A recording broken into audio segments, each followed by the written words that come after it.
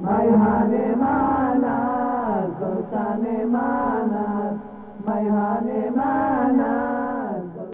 الله الحمد لله والصلاة والسلام على رسول الله وعلى آله وصحبه اجمعین. ډیرو او قدرمنو ځوانانو ورونو او هیوادوالو السلام علیکم ورحمت الله وبرکاتو. په دې هیله چې روغ جوړ خوشاله او سوکاله اوسئ. قدرمنو لکه څرنګه چې تاسو ته معلومه ده چې زموږ او ستاسو هیواد د نورو هغه شیانو ترڅنګ چې زموږ او ستاسو هیواد پرې ترقي کولی شي، یو اقتصادي اړخ دی چې زموږ او ستاسو هیواد پرې ترقي کولی شي. د اقتصادي اړخ د ترقۍ لپاره موږ او تاسو ډېر عوامل لرو چې زموږ او ستاسو هیواد پرې په خپل پښو ودرېږي. یو د هغې عواملو څخه موږ او تاسو څو مسؤلیتونه لرو چې هغه مسؤلیتونه موږ او تاسو ادا کړو، نو هغه عوامل هم یو څه اندازه په نظر کې نیول کېږي. لومړنی مسؤلیت چې موږ او تاسو ادا کولی شو هغه زموږ او تاسو شخصي مسؤلیت دی، یعنې زموږ او تاسو ملي مسؤلیت دی. زموږ او تاسو ملي مسؤلیت په اجتماعي توګه دا دی چې موږ او تاسو په اجتماعي توګه کوشش وکړو چې موږ او تاسو د داخلي تولیداتو استعمال موږ او تاسو زیات کړو.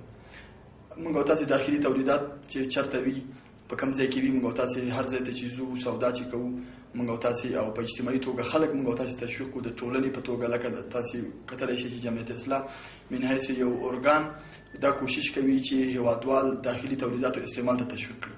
په انفرادي توګه موږ او تاسو کولی شو چې خپله موږ او تاسو سودا کوو یا کوم ځای کې اخیستل او خرڅول کوو، هغه موږ او تاسو کوشش وکړو چې اخیستل خپل داخلي تولیدات وکړو.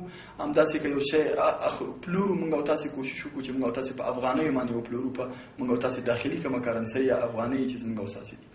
د دې ترڅنګ بل مسؤلیت زموږ او تاسو تجاران ورونو ته راجع کېږي چې تجاران ورونو کوشش وکړي هر هغه ځوان یا هر هغه ټولنه یا ورونه چې موږ او تاسو لرو هغوی کمې پیسې هم ولري، کوشش وکړي چې داخلي تولیدات یا هغوی تجارت شروع کړي. بیا په تجارت کې مهم شی دا دی چې داسې نه وي چې تجارت صرف دغه مادي فایدې دپاره هغه وکړي، معنویات ته هم پکې وګوري، د وطن او د ملت خدمت ته پکې وګوري، او هغوی وکولی شي چې په ښه کوالټۍ کې په ښه کیفیت شیان هغوی وارد کړي او د هغې کیفیت ښه وي او هغه کې جالکاري او فریب او دا شیونه نه وي.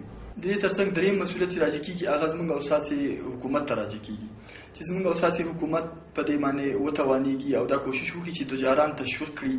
هغه خلک چې هغوی داخلي تولیدات تولیدوي یا داخلي تولیداتو باندې د هغوی توجه شته دی یا هغوی شرکتونه او شخصي کمپنۍ لري، هغوی تشویق کړي.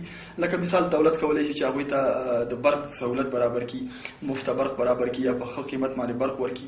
دې ترڅنګ نور سهولتونه حکومت کولی شي چې هغوی ته په ښه ځمکې په ارزانه بیه باندې پیدا کړي یا ښه ځایونو کې ورته ځمکه ورکړي چې هغوی تشویق شي او خلک تجارت وکړي او یا خلک داخلي تولیداتو باندې کوشش وکړي او شرکتونه شروع کړي.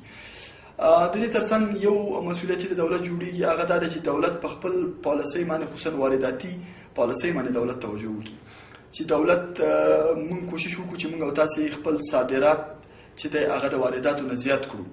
یعنی مثال موږ او تاسې که واردات زیات لرو، دولت په هغې وارداتو باندې مالیه او ټکس زیات ولګوي ترڅو خلک یا زموږ او ستاسې تجاران د دې پر ځای چې بهر نه واردات وکوي هغوی وکولی شي چې داخل کې خپل تولیدات ولري.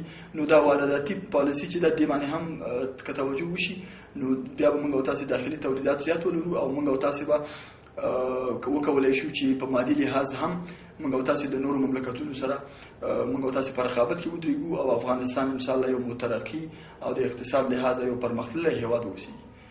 نو ستاسې توجه نه ډېر مننه. السلام علیکم ورحمت الله وبرکاته.